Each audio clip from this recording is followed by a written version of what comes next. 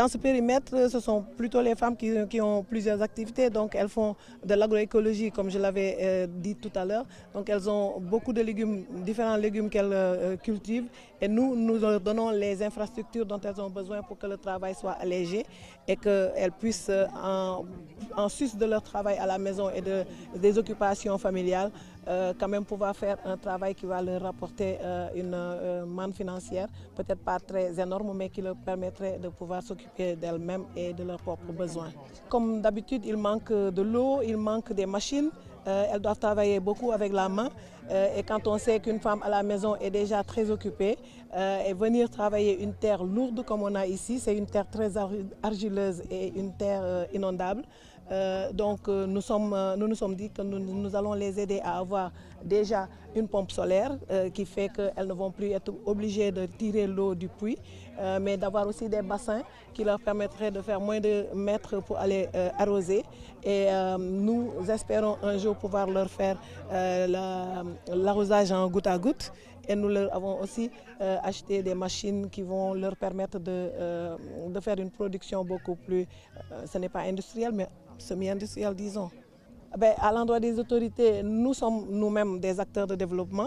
Donc, ce n'est pas que nous attendons beaucoup des autorités. Nous espérons tout simplement pouvoir compter sur eux pour être le vent qui va souffler derrière le bateau, qui va pouvoir naviguer plus facilement.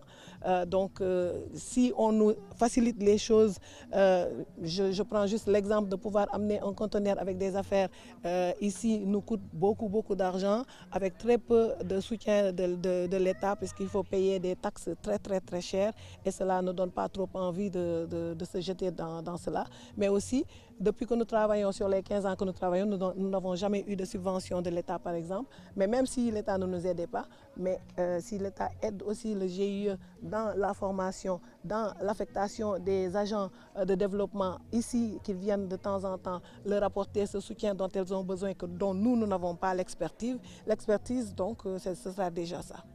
Elles ont déjà la terre. Elles ont commencé à travailler la terre. Elles ont planté, elles ont récolté, elles transforment et maintenant elles vont vendre. Et ça, c'est la chaîne de valeur qui est ajoutée. Donc, un plus-value qui est là pour le développement. Voilà un développement. Avoir quelque chose, l'améliorer et arriver à tirer un profit. Donc ça, je pense que c'est ça le développement. Et donc c'est un exemple qu'il faudrait, qui peut faire tache d'huile par rapport aux autres femmes et par rapport même aux jeunes et même aux hommes.